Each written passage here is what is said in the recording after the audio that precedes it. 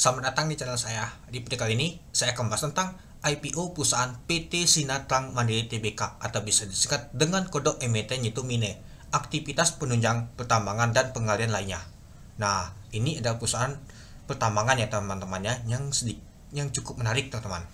Dibandingkan untuk IPO kaki dan juga MDLA ya teman-teman, itu dia. Nanti kita lihat Bapak akan muncul IPO lagi. Yang saya tahu sih ada MDLA juga yang nanti akan IPO, perusahaan rumah sakit itu. Nah, yang ini cukup menarik dan juga underwriternya ini sama seperti AAD dan juga CBDK teman-teman itu. Oke, mari kita lihat dulu untuk ringkasan perusahaan ini. Nah, untuk ini mohon maaf ya teman-temannya, kalau misalkan ada penjelasan saya agak kurang ya, karena lagi sehariawan ini, jadi mungkin perkataan saya nanti agak ada kurang itu. Oke, kita langsung saja untuk lihat dulu untuk ringkasan perusahaan ini. Kegiatan perusahaan adalah berusaha dalam bidang aktivitas penunjang pertambangan dan penggalian lainnya. Konstruksi bangunan sipil jalan, konstruksi bangunan sipil jembatan, jalan layang, pre-opol dan underpass.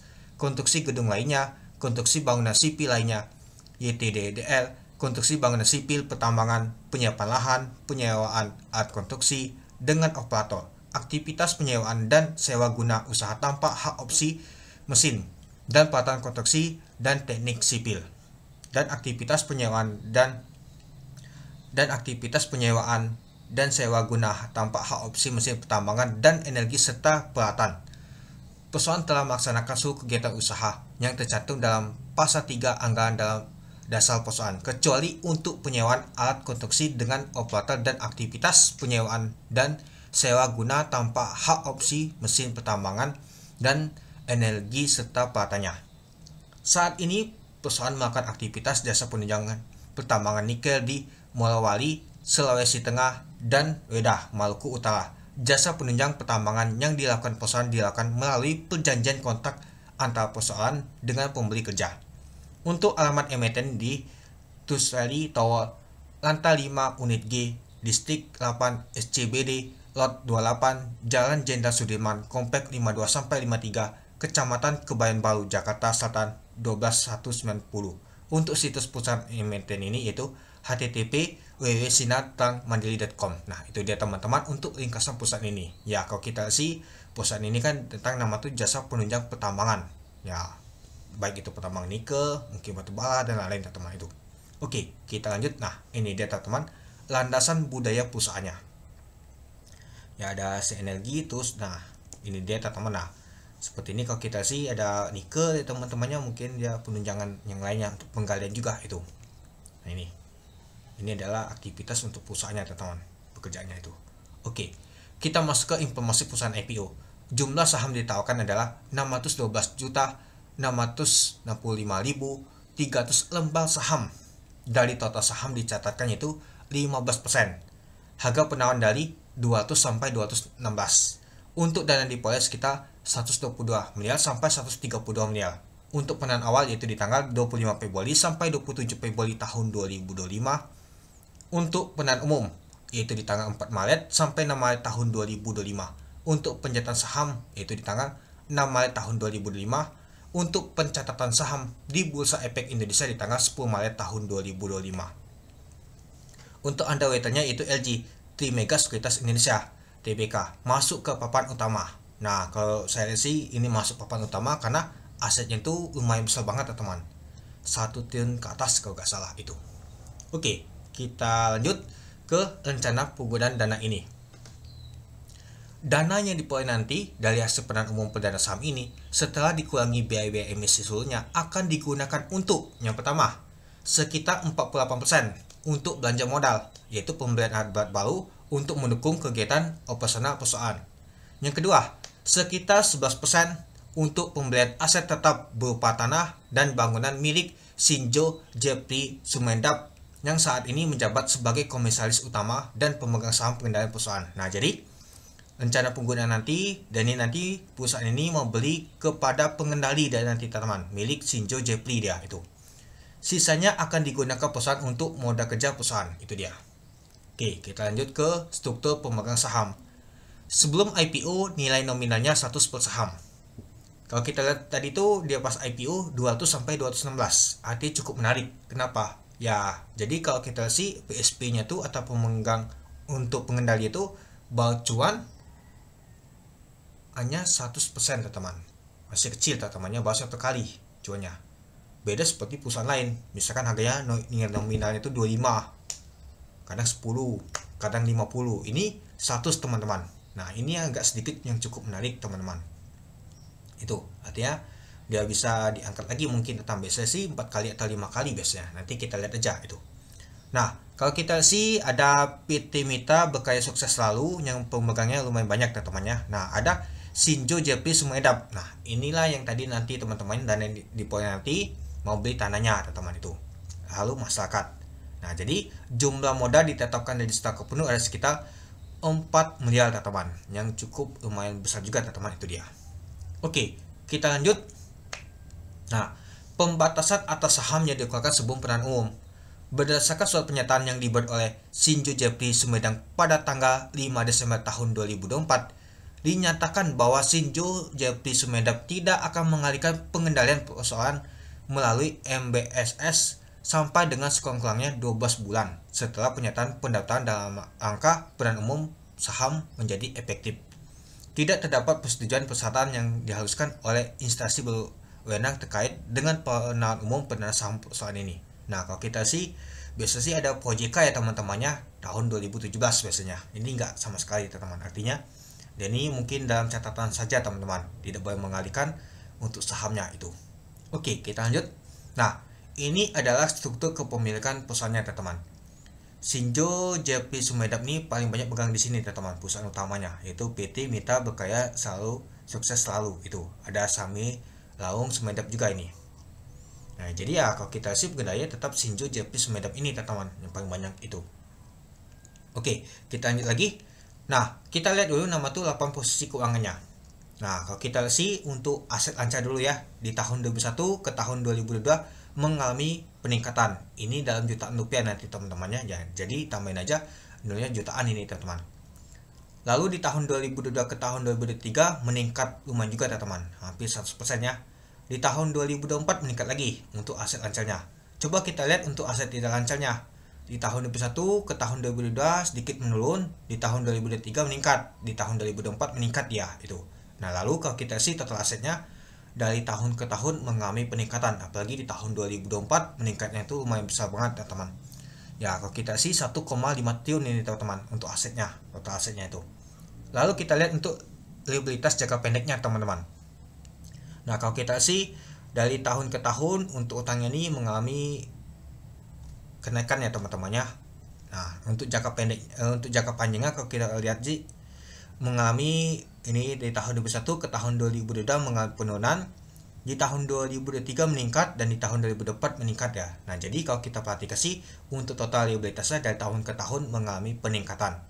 Untuk total ekuitasnya kalau kita lihat sih dari tahun ke tahun juga mengalami peningkatan ya itu. Ya kalau kita lihat sih untuk nama tuh perusahaan ini lumayan besar juga teman-temannya, asetnya aja sampai 1,5 T teman-teman itu. Oke, kita lanjut ke laporan laba rugi dan kompresif lainnya teman-teman, dalam jutaan rupiah juga. Kita lihat dulu untuk pendapatannya. Di tahun 2021 ke tahun 2022 meningkat ya teman-teman, lumayan juga. Di tahun 2023 meningkat lagi. Lalu di tahun 2003 ke tahun 2024 sampai di bulan Agustus ternyata meningkatnya itu sangat drastis. Beban pokok pendapatan juga pastinya mengalami peningkatan ya teman-teman. Kita langsung saja kita lihat untuk laba tahun berjalannya.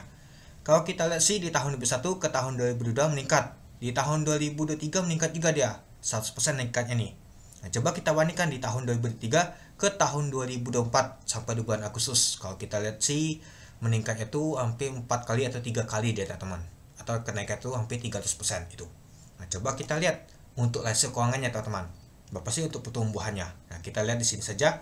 Untuk pendapatannya dari tahun 2021 naik 100%, 2022 56%, 2023 20% di tahun 2003. Nah, kalau kita bandingkan ke tahun 2024 sampai di bulan Agustus 40% naiknya teman-teman itu. Nah, kalau kita sih untuk laba tahun berjalannya nyata 278% teman-teman. Dia mengalami peningkatannya sampai di bulan Agustus dia lumayan juga teman-teman itu. Nah, jadi kalau kita sih meningkatnya itu sangat drastis ya teman-temannya di tahun 2024 ini itu. Oke, kita lanjut kebijakan dividen teman-teman. Nah, kita langsung saja teman-temannya. Setelah penahan umum perdana saham, perusahaan akan membayarkan dividen tunai kepada pemegang saham perusahaan dengan rasio sebanyak-banyaknya 30% dari saldo laba positif setelah penyisian untuk cadangan wajib mulai tahun buku 2025. Nah, artinya tahun buku 2025, artinya di tahun 2026 nanti dia mau bagi dividennya, teman-teman. Untuk tahun 2025 ini belum, karena masuk untuk berjalan untuk labanya, teman-teman. Itu. Dengan tidak mengabaikan tingkat kesehatan perusahaan dan tanpa mengulangi hak dari rapat umum pemegang saham perusahaan untuk menentukan lainnya sesuai dengan anggaran dasar perusahaan. Pembagian dividen oleh perusahaan ditentukan berdasarkan hasil rup tahun perusahaan dan juga kinerja serta rencana pengembangan bisnis perusahaan tersebut, teman-teman. Itu dia. Nah, jadi kalau untuk di tahun 2025 ini belum dia, kecuali kalau misalkan dia tahun buku 2024, artinya di tahun 2025 nih dia membagi dividennya itu. Oke, kita lanjut. Nah, kita masuk ke policy untuk mini di tahun 2023, teman-temannya, untuk di harga 200 dan juga di 216. Untuk PBP-nya di 200 yaitu 2,04 kali, untuk di 216 itu 2,21 kali. Untuk P-nya di 200 yaitu 3,75 kali, untuk di 216 itu 4,05. Untuk BP-nya kalau kita lihat, teman-temannya, 97,922. Untuk D-nya 158,71%, sama ya teman-temannya di 216 juga. Untuk lainnya 54,53% sama. Untuk EPS 53,40. Untuk jumlah saham yang disetor penuh adalah 4 miliar. Untuk ekuitasnya di tahun 2023 yaitu 399 miliar. Untuk laba bersih yaitu 218 miliar. Untuk total hutangnya yaitu 634 miliar. Untuk market cap di 200 yaitu 816 miliar. Untuk market cap di 216 yaitu 882 miliar itu. Nah, jadi kalau kita sih untuk policy untuk mini di tahun 2023 ini cukup menarik. Oke, coba kita lihat dulu untuk policy mini di tahun 2024 jika disetahunkan.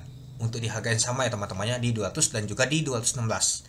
Untuk PBP-nya yaitu 1,31 kali di 200, untuk di 216 yaitu 1,41 kali. Untuk P-nya di 200 yaitu 2,42 kali, untuk di 216 yaitu 2,61 kali. Untuk BP sama 153,15. Untuk D juga sama 140,73%. Untuk lainnya di 54%. Untuk EPS 82,70. Untuk jumlah saham yang disetor penuh adalah 4 miliar. Untuk ekuitasnya yaitu 625 miliar. Untuk laba bersih di tahun 2024 jika disetahunkan yaitu 337 miliar. Untuk total hutangnya yaitu 880 miliar. Untuk market cap di 200 yaitu 816 miliar.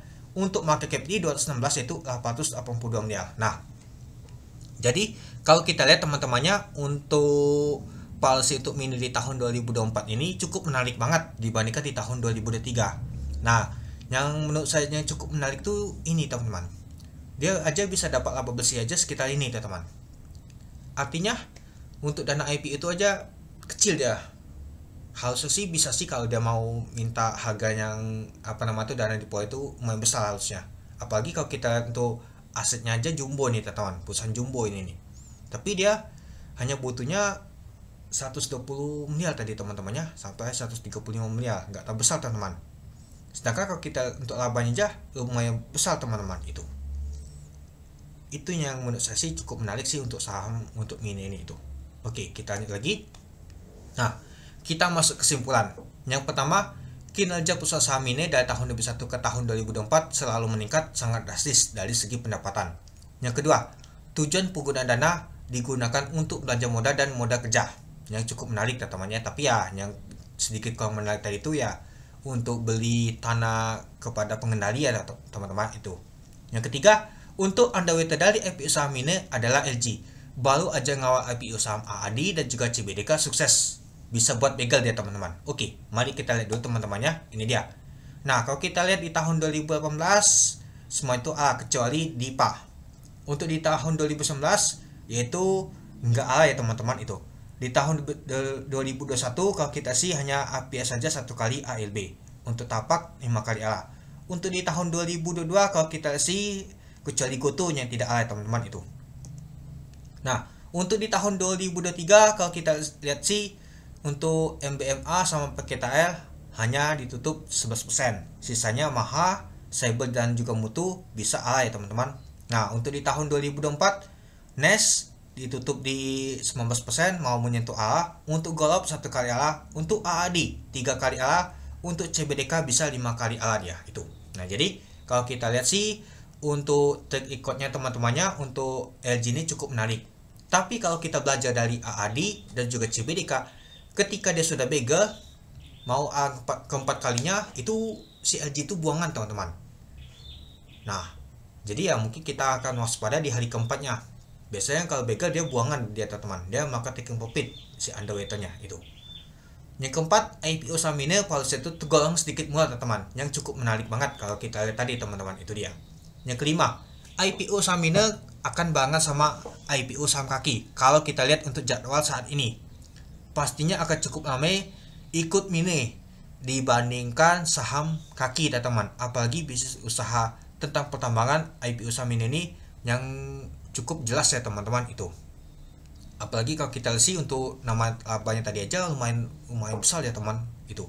Yang keenam, IPO saham ini lebih cocok memanfaatkan momentum jangka pendek aja IPC. Yang penting cuan. Ya pastinya akan begal ini teman-teman. Apalagi kalau kita lihat untuk underwaternya aja LG teman-teman itu. Tapi ya kita lihat apakah begal nanti kebongkar sama seperti AAD dan CBDK, nanti kita lihat teman-teman, itu dia. Kalau multi begal adalah bonus jika bandal mau goreng itu. Ya kalau kita sih yang cukup menarik ya mini ya dibandingkan kaki itu.